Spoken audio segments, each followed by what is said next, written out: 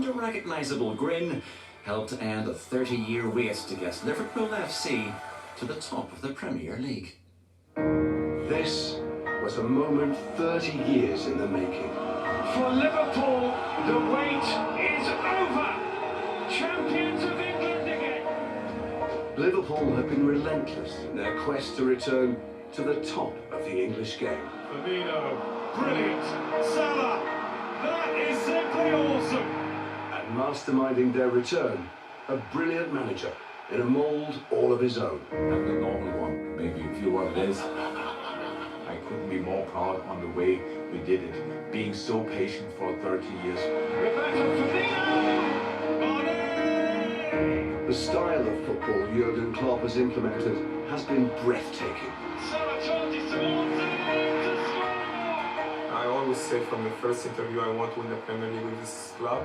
They were saying crazy, but yeah, we did it. For 3 long decades, Liverpool fans have watched on in agony as others took their perch and revelled in it. And despite winning 10 cups in that time, it was always the league that mattered most. Even when you win the Champions League, there were people and told us that winning the league would have meant more. You don't find a club where you will hear that, actually, apart from Liverpool. It mattered because alongside the highs of the 70s and 80s, there were also tragedies. Dark days which created a unique bond between the club and its fans.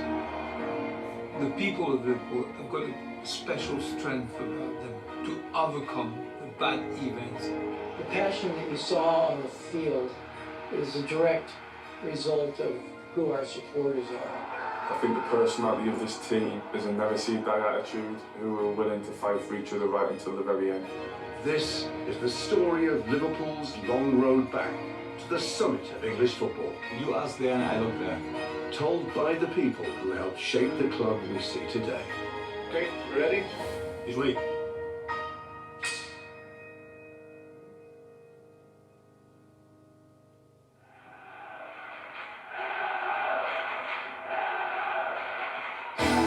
Liverpool are the champions, and the gladiators applaud the crown. I'm not going to tell you why they're going to win, because they're going to win because of the greatest. I don't think Liverpool would be where we are today except for those champions. As soon as he opens his mouth, it's pure heaven like that. Well, I think that if a manager is honest, whilst he can't go into the field with the players, he can convey it to the players. He's with them and they're with him. And they'll be successful. There was something about this guy that clicked with Liverpool.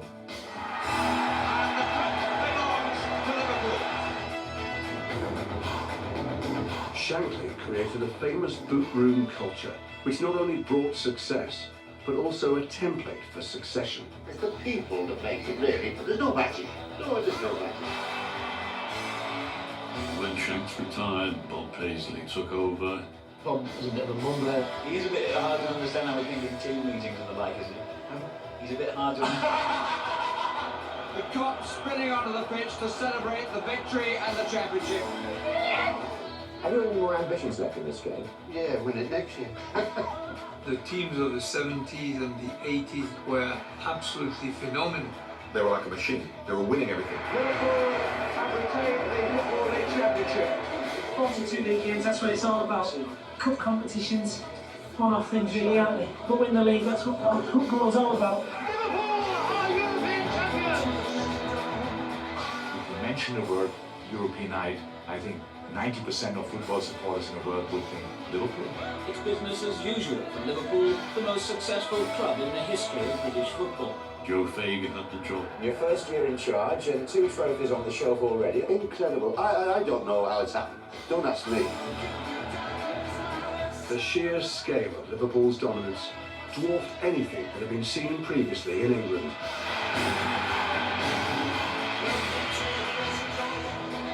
Liverpool were the powerhouse of English football, winning 11 league titles in 18 years, as well as conquering Europe 4 times.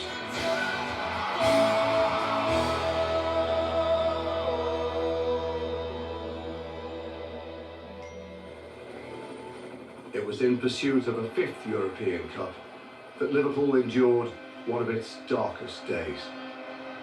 For the last 50 minutes, the Heysel Stadium in Brussels, the capital of Belgium, has been a sickening and bewildering sight.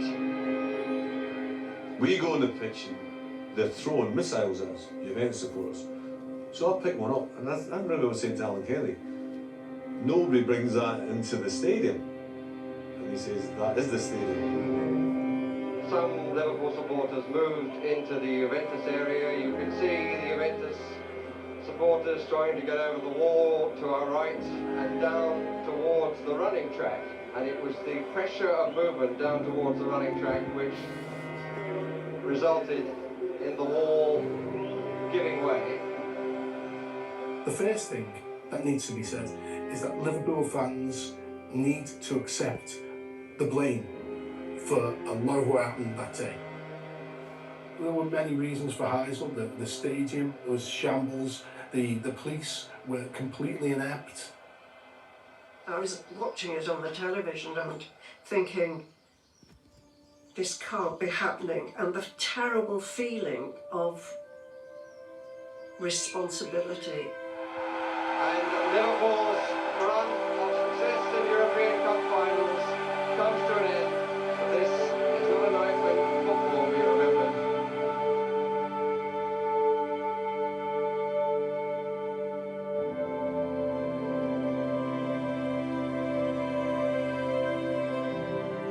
There were no guidelines on how to recover from such a disaster. This was football's latest hooligan incident, and it led to all English clubs being banned from Europe. It was a sad end for retiring manager Joe Fagan. The club needed a lift, so Fagan's successor wasn't from the boot room, as was tradition, but the dressing room. It was Liverpool's star player, Kenny Dalglish.